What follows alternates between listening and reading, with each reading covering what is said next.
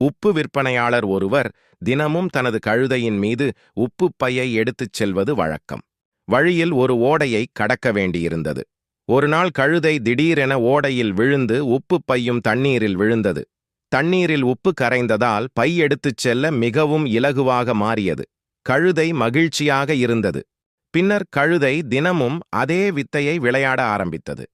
உப்பு விற்பவர் தந்திரம் புரிந்து வந்து அதற்கு பாடம் கற்பிக்க முடிவு செய்தார். மறுநாள் கழுதையின் மீது காட்டன் பையை ஏற்றினான். காட்டன் பை இன்னும் இலகுவாக இருக்கும் என்ற நம்பிக்கையில் மீண்டும் அதே தந்திரத்தை அது விளையாடியது. ஆனால் ஈரப்படுத்தப்பட்ட பருத்தி சுமந்து செல்ல மிகவும் பாரமாகி கழுதை தவித்தது. அது பாடம் கற்றது.